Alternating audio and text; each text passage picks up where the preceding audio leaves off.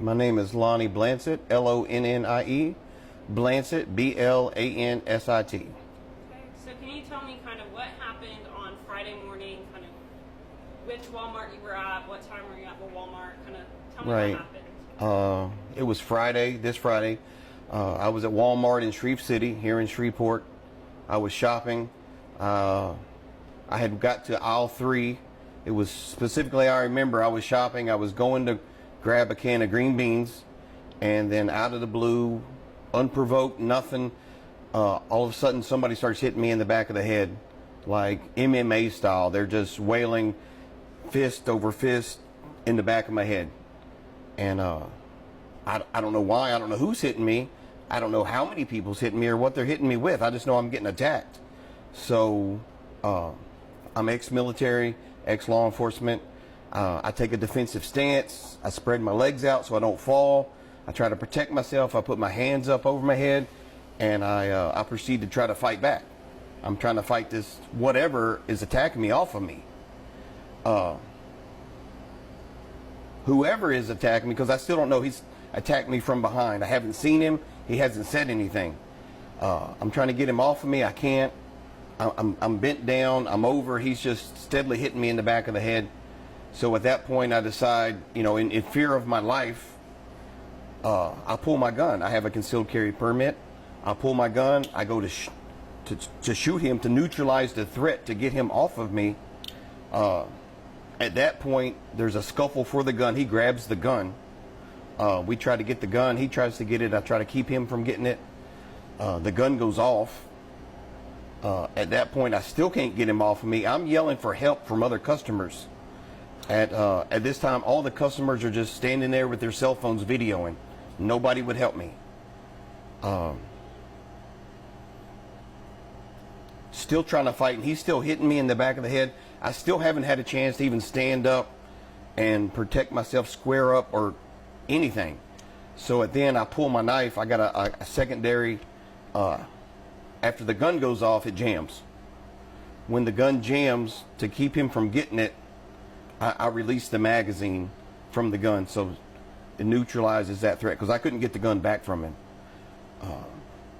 So the magazine falls on the ground. He's got the gun. I think I headbutt him a couple of times. I knocked the gun out of his hand, and at that point I pull my knife and I stab him a couple of times to get him off of me. And where'd you stab it? On the arm? From the pictures I saw, it appeared to be in the bicep and the hand that was bandaged. I don't know where I stabbed him, because it all happened so quick. But I was trying to neutralize the threat and get him off of me. So I was just stabbing and trying to back up. At that point, he falls to the ground, and I back up and just stand there to see what's going on. And that's when he jumps up and he runs away. While he was attacking me, he had told me, he said, "Hey, somebody," because I'm asking, "Who are you? What are you doing? Why are you hitting me?" He said, "Some white guy stole my cooler in the parking lot." And he said, "Somebody's got to pay for it. Some white guy has to pay for this." And he said, "I pick you. You're the person that's got to pay for this because you're white." And I mean, it was on from there. So I don't know the guy. I've never seen him. Unprovoked. From what I was told, he sells water on the corner quite frequently. I don't know if he's homeless, what he does, but I know he sells water bottles on the corner. And that's all I know. So what was going through your head initially? I know you said you couldn't tell how many people were behind you, what was going on. What was your immediate thought process? Just protection. My first thought was I started getting hit, so I ducked down and I put my hands up over my head to protect my head. And then after that, it's self-defense. Then it's trying to get the threat off of me. And then once I couldn't get the threat off of me, and then I have to go to just protection of my life. And that's when I pulled my gun. And what happened after he started running away? He just, we had fought from aisle 3. It was right at the green bean aisle. And from there, it kind of moved to the main aisle of Walmart from the front door. And that's when I stabbed him, and he fell backwards and hit some muffins and some bakery items, and he fell on the ground. And then he just jumped up and ran away. And I just stood right there, you know, and then a security guard finally came in from outside, I think Centos, with his gun. But by then the guy was gone. At what point did SPD show up, and how did that It probably took 10 minutes to 15 minutes. They show up and they come down, and I mean, they're just trying to neutralize the scene, I guess. Having a law enforcement background, they're just, you know, they disarm me till they can find out what's going on, take my gun, take my knife. Then they put me in a patrol car. They read me my rights.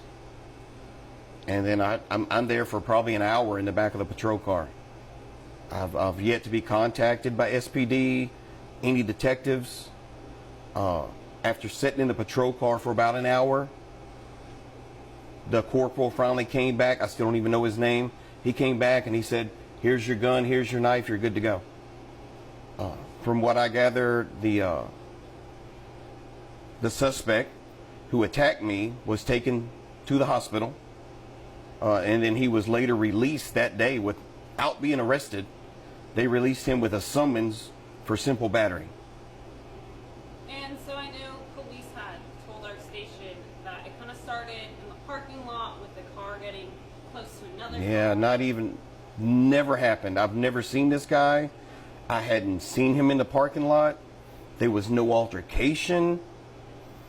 I mean, there's video you can watch. I pull in my car, I park, I walk in, didn't talk to nobody, literally got a buggy. I walk down produce, aisle 1, aisle 2. When I get to the green bean aisle, I'm getting attacked. There was no contact on the outside with anybody. Nothing by the registers. Not even close to the registers. It was aisle 3. Right by the green beans, because that's what I was reaching for when I got attacked. And so did you see him go to the hospital, or do you see him talk to anyone? Or While I was in the back of the patrol car, I saw him in a gurney getting put into an ambulance.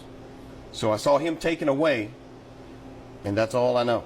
I still, when the police showed up and asked me what did he look like, I couldn't even tell him what he looked like, because I still hadn't seen him, because he attacked me from behind.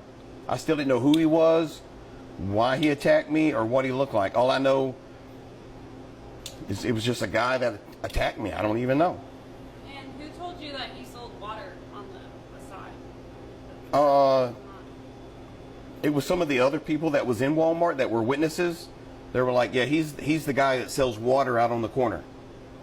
And did they tell you kind of after it all happened? Yeah, afterwards there were several witnesses while we're waiting for the police, because the police took forever to get there. Several witnesses stayed around, and they came up and they're like, hey, we saw everything, you know, are you okay? And they made sure I was okay, and that's when they were kind of saying, yeah, this guy hangs out in the parking lot and sells water.